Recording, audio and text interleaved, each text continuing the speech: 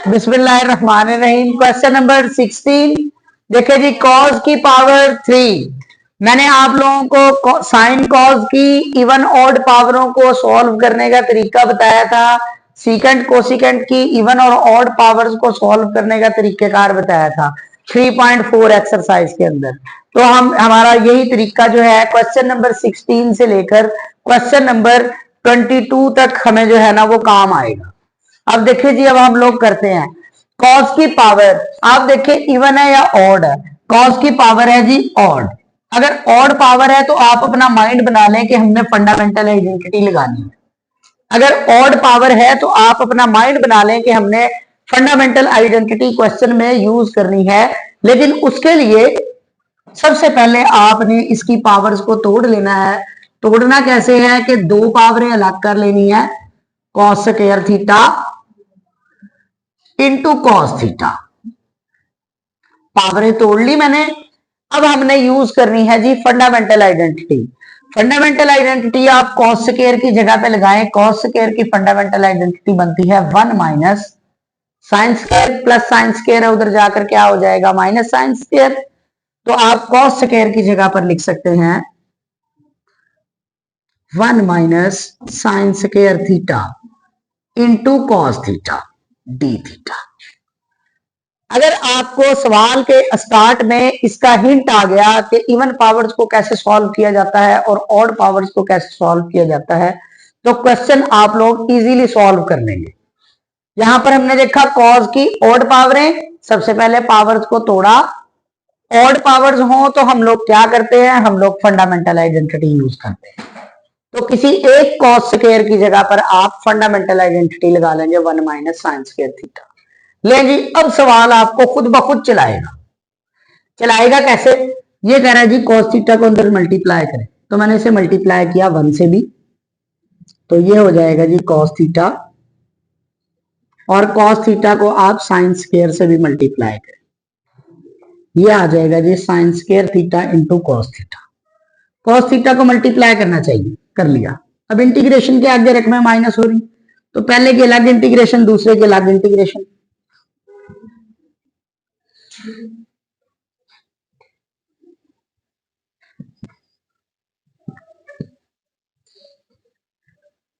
Cos theta की integration होती है जी साइन थीटा। इंटीग्रेशन खत्म तो लिमिट साइन जी यू 0 से पाई बाई 6 तक माइनस। यहां पर दो डिफरेंट किस्म के ट्रिग्नोमेट्रिक फंक्शन पड़े हुए हैं, तो सबसे पहले नंबर पे हमने ट्राई देनी है पावर रूल की। पावर रूल अगर हमारा फेल हो जाएगा फिर हम इसका मेथड चेक करेंगे। ठीक है, सबसे पहले पावर रूल की ट्राई देते हैं। पावर के बगैर रकम का आप डेरिवेटिव सोचें, साइन का डेरिवेटिव बनता है कॉस थीटा। पावर को छोड़ दें, स्क्वायर को, साइन का डेरिवेटिव बनता है कॉस थीटा। पढ़ा है पावर के बगैर डेरिवेटिव, इसका मतलब यहां पावर रूल लग सकता है। तो हम लोग पावर रूल लगाएंगे, इसकी पावर में एक ऐड, 2 में एक ऐड करेंगे 3 हो जाएगा ओवर 3। और लिमिट लिख लेंगे 0 से लेकर पाई बाई 6 तक। मैंने आप लोगों को बताया था कि ये जो लिमिट है इसे हम तब तक अप्लाई नहीं करते जब तक अंदर वाली रकम खूबसूरत ना हो जाए। अंदर वाली रकम खूबसूरत कैसे होती है कि अगर आप उसका कांस्टेंट बाहर निकाल लें, तो आप इस 3 को बाहर निकाल लें पहले, फिर लिमिट अप्लाई करना 1 ओवर 3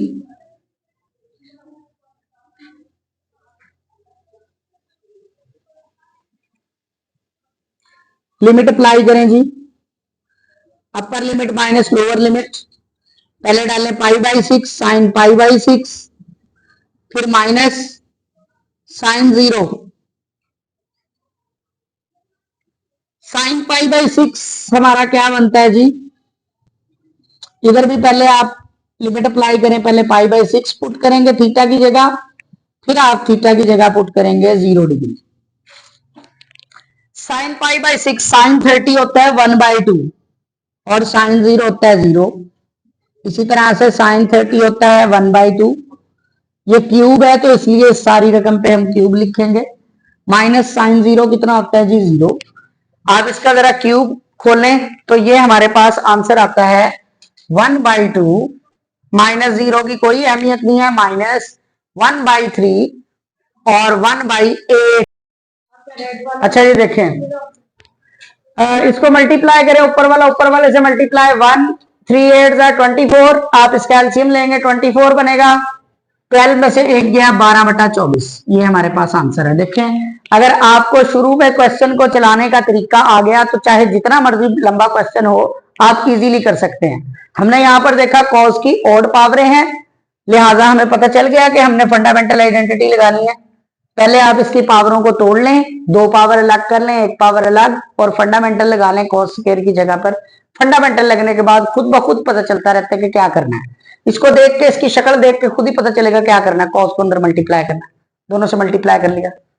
अब आप इसकी शक्ल देख के क्या करना चाहिए, अलग अलग इंटीग्रेशन, पहले के अलग इंटीग्रेशन, दूसरे के अलग। कॉस की इंटीग्रेशन का फार्मूला जो आता होगा तो आप इसकी शक्ल देख के आपको पता चल जाएगा। अगर नहीं आता होगा तो फिर इंशाल्लाह सवाल आपकी शक्ल देखेगा और आप इसकी शक्ल देखते रह जाएंगे। कॉस की इंटीग्रेशन करें जी, कितनी होती है साइन। ठीक है, यहाँ पर 2 मुख्तलिफ किस्म के फंक्शंस हैं। अगर 2 मुख्तलिफ किस्म के फंक्शंस हो तो सबसे पहले ट्राई की जाती है पावर रूल को। तो आप पावर के बगैर यहाँ पर रकम का डेरिवेटिव देखें, कॉस थीटा यहाँ मौजूद है, तो लिहाजा यहाँ पावर रूल लग जाएगा। पावर में एक ऐड बटा पावर में एक ऐड। अब आगे आपको पता है कि लिमिट अप्लाई करनी है। पहले हमने अपर लिमिट पुट करनी है, फिर माइनस लगा के लोअर लिमिट। इसी तरीके से अपर लिमिट माइनस लोअर लिमिट, इसकी वैल्यू पुट करें, आपके पास आंसर आ जाएगा। कोई क्वेश्चन है तो पूछ लें, देख लें। सिर्फ आपको सिर्फ यहां से ये 2 स्टेप के बाद सवाल खुद ब खुद चला है। उसके बाद आपको जो है ना याद करने की जरूरत नहीं पड़ती। बिस्मिल्लाहिर्रहमानिर्रहीम। क्वेश्चन नंबर है जी 17।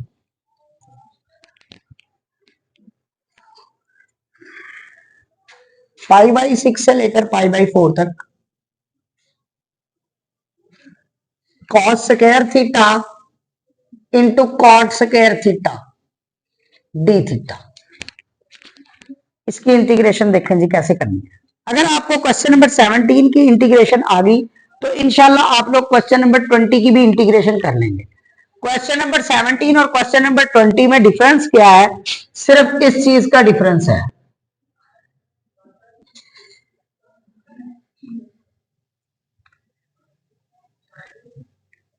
कि इसमें यहां पर है कॉस स्क्वायर, ठीक है, और यहां है कॉट स्क्वायर, और इसमें यहां पर है टेन स्क्वायर और अंदर लिखा हुआ है कॉस स्क्वायर। ये वाली रकम सेम है, सिर्फ यहां पर टेन स्क्वायर है और यहां पर कॉट स्क्वायर है। सिर्फ यही डिफरेंस है, इससे ज्यादा क्वेश्चन के अंदर डिफरेंस नहीं है।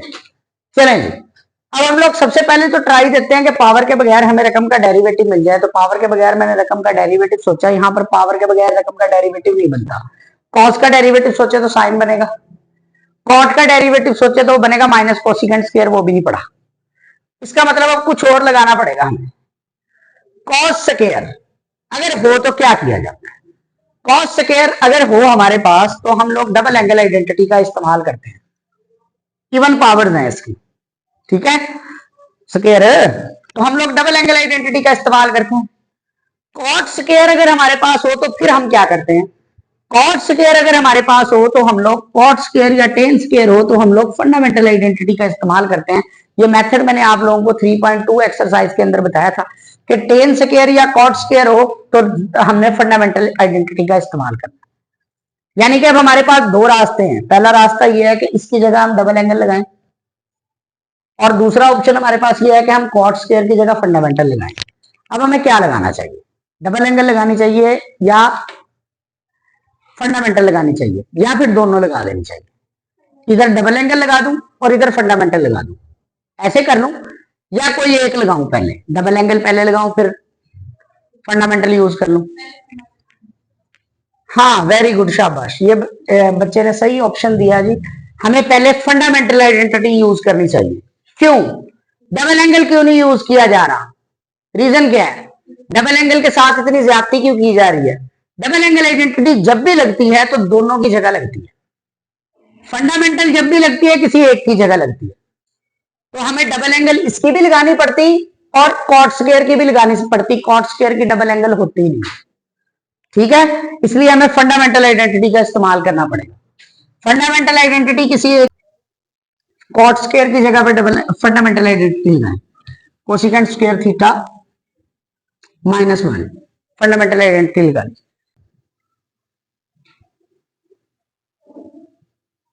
तो ये हो जाएगा जी, कोसिकेंट स्क्वायर होता है 1/sin स्क्वायर, तो ये बनेगा cos/sin कॉट स्क्वायर। जब मैं मल्टीप्लाई करूंगा इसको, ये होता है 1/sin स्क्वायर, तो ये बनेगा cos/sin cot square minus cos square, पहले की अलग इंटीग्रेशन दूसरे के अलग, कॉट स्क्वायर थीटा, इसके साथ अलग integration minus cos square theta और इसके साथ अलग इंटीग्रेशन। ठीक है, कॉट स्क्वायर हो तो फिर हमें क्या करना चाहिए, कॉट स्क्वायर हो तो हमें लगानी चाहिए फंडामेंटल आइडेंटिटी। कॉट स्क्वायर की जगह पे आप फंडामेंटल आइडेंटिटी यूज करेंगे क्योंकि इसकी ट्रिग्नोमेट्री का कोई फार्मूला नहीं है। माइनस कॉस स्क्वायर की जगह पे क्या किया जाता है जी, कॉस स्क्वायर की जगह पे हम लोग लगाते हैं double angle identity. Cos square या साइन स्क्वायर आए तो वहां पे हम लोग क्या यूज करते हैं, डबल एंगल आइडेंटिटी। ठीक है, तो डबल एंगल आइडेंटिटी लगाएंगे।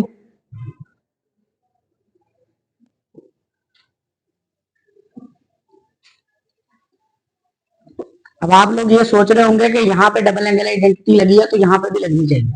बेटा ये एक अलग इंटीग्रेशन है, इसका इससे कोई ताल्लुक नहीं है। इस पे आप फंडामेंटल अलग लगा सकते हैं और इस पे आप डबल एंगल अलग लगा सकते हैं। यहाँ पर ये दोनों इकट्ठे थे, इसलिए अगर आपको यहाँ पे डबल एंगल लगानी पड़ती तो यहाँ पे भी आपको क्या यूज करनी पड़ती, डबल एंगल आइडेंटिटी। चलेंगे, इंटीग्रेशन के आगे रकमें माइनस हो रही है, पहले के अलग इंटीग्रेशन दूसरे के अलग इंटीग्रेशन।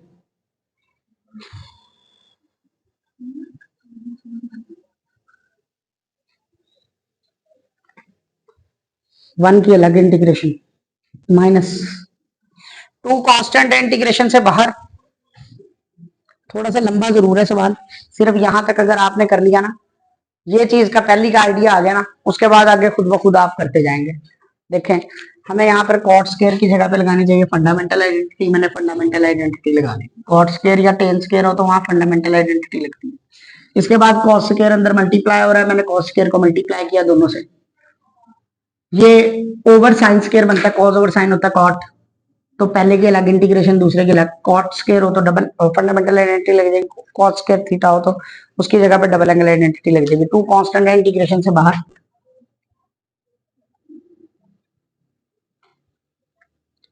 इंटीग्रेशन के आगे दो रकमें प्लस हो रही हैं, तो पहले के अलग इंटीग्रेशन दूसरे के अलग। कोसिकेंट स्क्वायर की इंटीग्रेशन होती है जी माइनस कॉट थीटा। माइनस को आप लिमिट से बाहर रखेंगे, माइनस वन की इंटीग्रेशन होती है जी थीटा,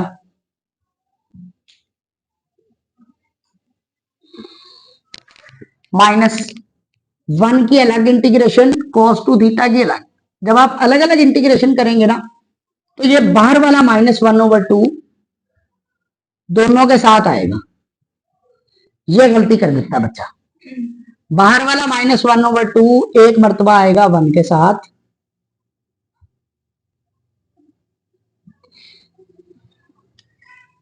एक मर्तबा आएगा cos 2 थीटा के साथ।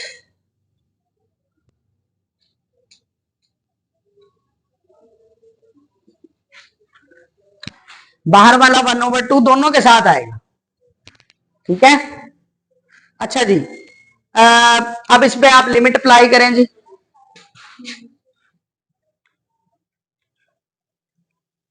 एक साथ ही लिमिट अप्लाई कर लेंगे, अभी नहीं अप्लाई कर रहा, थोड़ी देर तक कर लेंगे। ठीक है, एक साथ ही सारे सवाल में। थीटा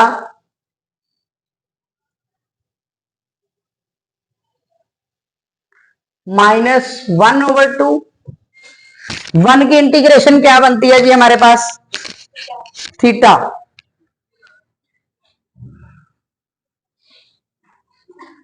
थोड़ा सा लंबा क्वेश्चन है,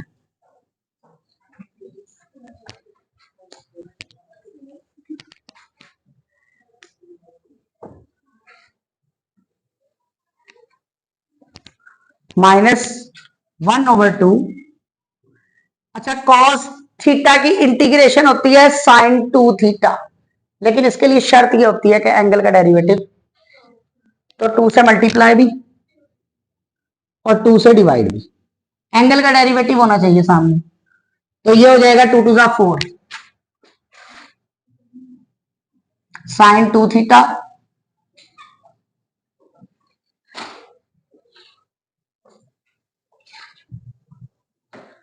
चलें जी, लिमिट अप्लाई करें। पहले थीटा की जगह डाले π/4 cot π/4 minus cot π/6 upper limit minus lower limit. इसी तरीके से यहां पर भी करें, माइनस अपर लिमिट और माइनस लोअर लिमिट। यहां पे करें जी, upper limit π/4 minus lower limit π/6 minus 1/4। अब ये देखें जरा, यहां पर जरा थोड़ा सा ध्यान से, अपर लिमिट जब आप π/4 यहां पर पुट करेंगे थीटा की जगह, तो इस वाले 2 से ये 4 कटेगा, 2 1 जा 2, 2 2 जा 4, π/2 बचेगा। जब आप थीटा की जगह पे π/4 लिखेंगे, 2 1 जा 2, 2 2 जा 4, π/2 बचेगा। साइन π/2 माइनस जब आप π/6 यहां डालेंगे तो ये 6 2 से कटेगा, 2 1 जा 2, 2 3 जा 6, साइन π/3।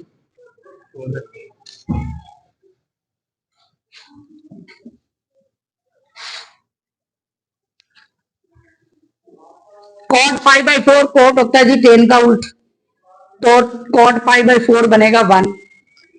टेन 45 डिग्री होता है 1, तो कॉट 45 बनेगा 1 का उल्ट, 1/1 1 माइनस टेन 30 डिग्री होता है 1/√3, ये उसका उल्ट है, तो ये बनेगा √3 माइनस इन दोनों रकमों का आप एलसीएम ले लें, 6 4 जा 24, 6 पाई माइनस 4 पाई, ये बन जाएगा जी, इसका भी आप एलसीएम ले लें, 24 6 पाई माइनस 4 पाई। ये क्वेश्चन पेपरों में आने का हकदार है। साइन 90 डिग्री बनता है 1 और माइनस साइन 60 डिग्री बनता है √3/2।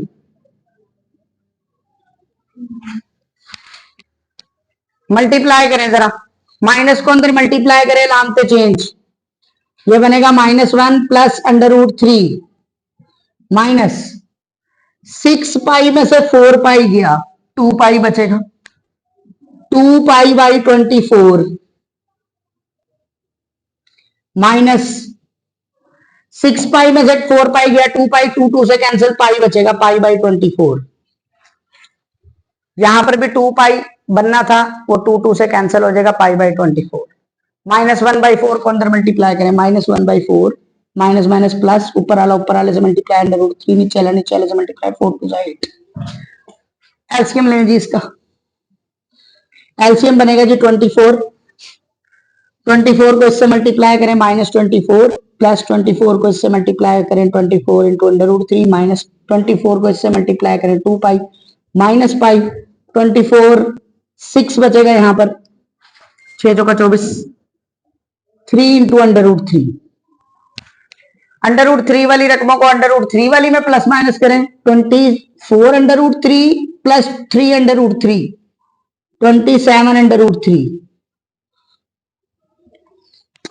पाई वाली को में करें, 2 पाई माइनस पाई माइनस 3 पाई, और बगैर पाई वाली को बगैर पाई वाली में, -24 और -6 -30।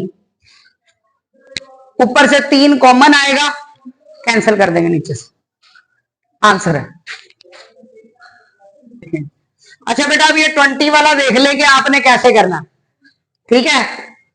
सबसे पहले तो टेन स्क्वायर मल्टीप्लाई हो रहा है, दोनों से मल्टीप्लाई होगा।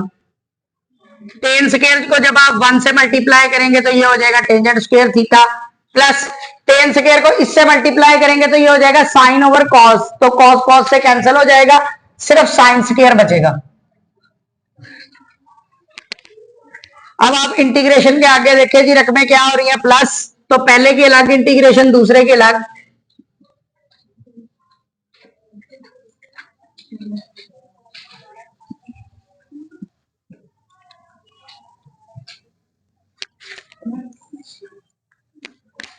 टेंजेंट स्क्वायर है, हमें फंडामेंटल आइडेंटिटी लगानी चाहिए। टेंजेंट स्क्वायर की इंटीग्रेशन करने के लिए फंडामेंटल आइडेंटिटी लगती है, वो है सीकेंड स्क्वायर -1, और प्लस साइन स्क्वायर की में लगती होती है डबल एंगल आइडेंटिटी, 1 - cos 2 θ/2। पहले के अलग इंटीग्रेशन, दूसरे के अलग इंटीग्रेशन। देखें उसी की तरह सवाल है।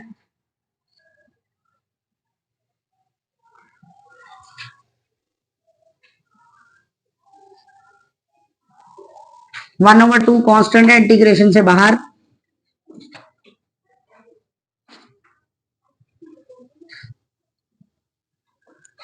सीकेंड स्क्वायर की होती है टेंजेंट थीटा,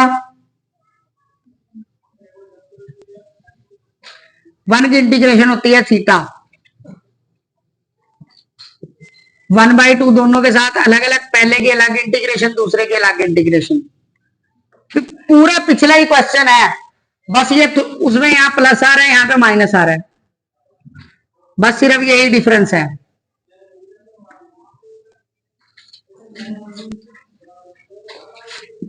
अपर लिमिट माइनस लोअर लिमिट, अपर लिमिट माइनस लोअर लिमिट, 1 की इंटीग्रेशन हो जाएगी थीटा, 2 से मल्टीप्लाई भी, 2 से डिवाइड भी, तो ये हो जाएगा 1/4 साइन 2 थीटा। टेंजेंट 45 होता है 1, टेंजेंट 0 होता है 0, -π/4, 0 की कोई अहमियत नहीं, प्लस 1/2 अपर limit minus lower limit. Upper limit जब आप π/4 डालेंगे तो ये 2 से 4 कट जाएगा, बचेगा साइन π/2, 0 पुट करेंगे साइन 0 0,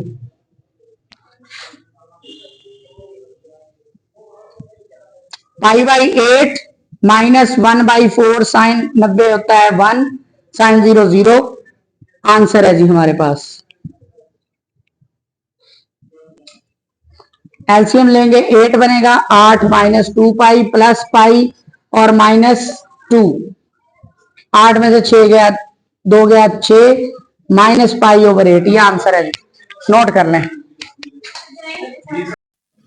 बिस्मिल्लाहिर्रहमानिर्रहीम। इंटीग्रेशन ऑफ कॉस की पावर 4, कॉस की पावर इवन है, कॉस की पावर इवन हो तो हम लोग ये डबल एंगल आइडेंटिटी लगाते हैं। मैंने आप लोगों को फार्मूले लिख के दिए थे लास्ट टाइम।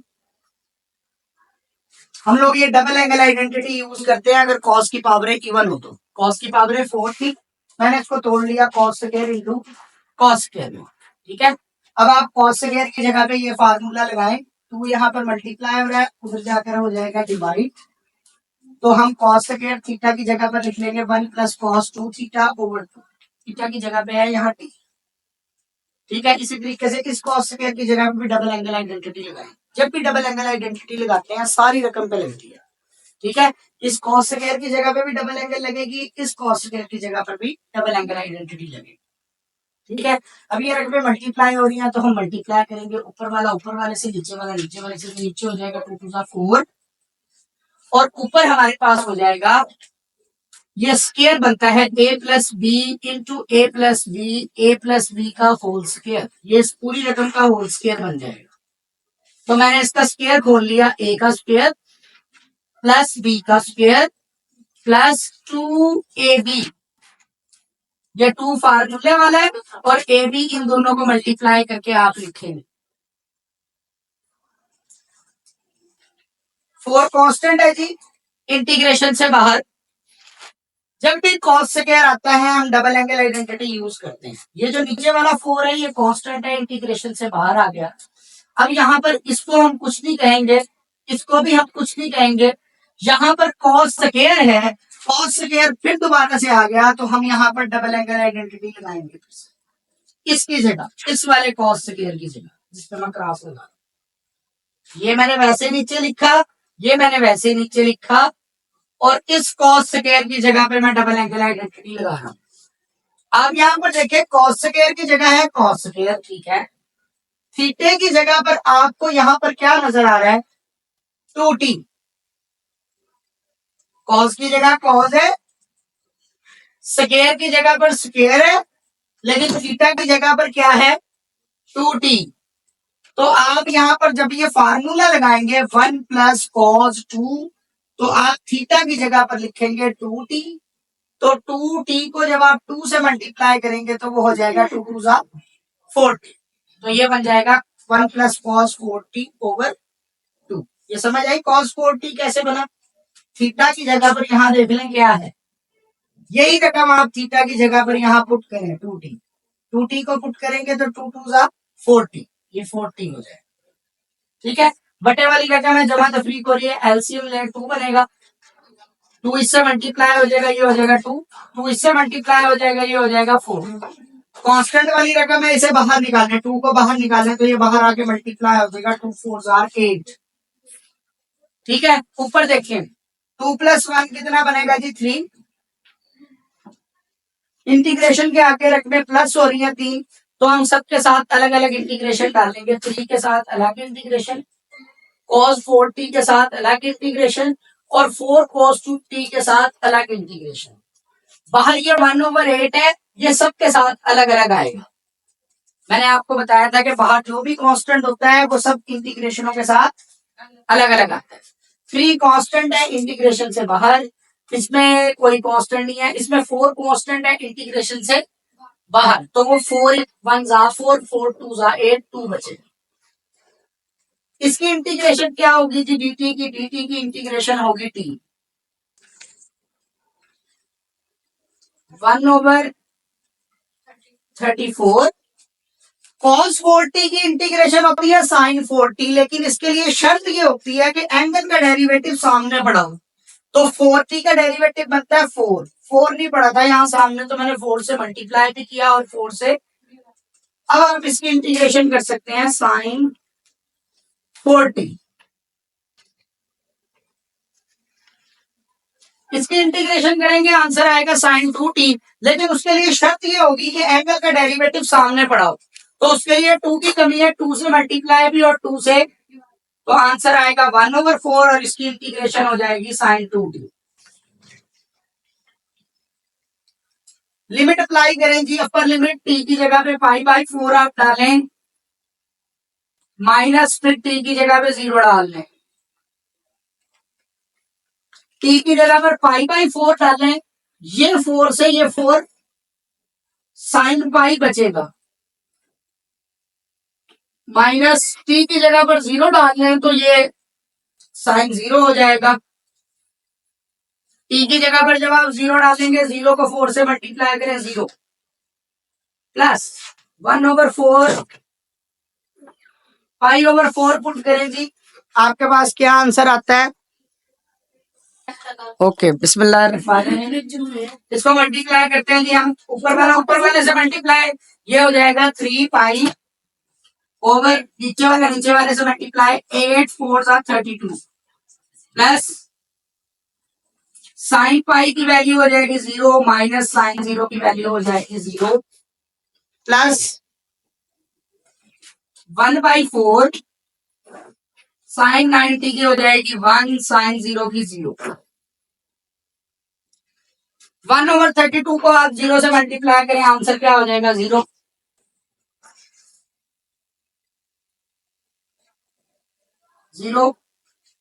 प्लस 1/4, आप इसका एलसीएम ले लें, 1/32 को 0 से मल्टीप्लाई करेंगे, आंसर 0। 32 एलसीएम लेंगे, उसे मैं लिख ही नहीं रहा इस तरह को, 0 से मल्टीप्लाई होने के बाद आंसर 0 ही आएगा। एलसीएम ले 32 बनेगा तो 3 पाई प्लस 8। हाँ जी बेटा क्या बात है। ये वाला बेटा जो सवाल है ना 19 क्वेश्चन, ये आपने खुद करना है। कैसे, पावर के बगैर आप रकम का डेरिवेटिव सोचे तो वो बनता है माइनस साइन थीटा। तो यहाँ पर माइनस की कमी है, माइनस से मल्टीप्लाई भी माइनस से डिवाइड, तो पावर रूल लग जाएगा इसको।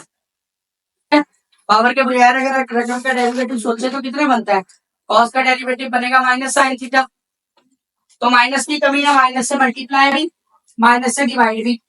पावर के बगैर रकम का डेरिवेटिव पढ़ा है, पावर में एक ऐड बटा पावर में एक ऐड, फिर अपर लिमिट माइनस तो बोलेंगे, कर लेंगे कर लेंगे। यार लग करना नहीं चाह पावर में एक ऐड बटा पावर में एक ऐड, ये भी कोई मुश्किल बात है। 3 कांस्टेंट है, बाहर निकालना लिमिट से।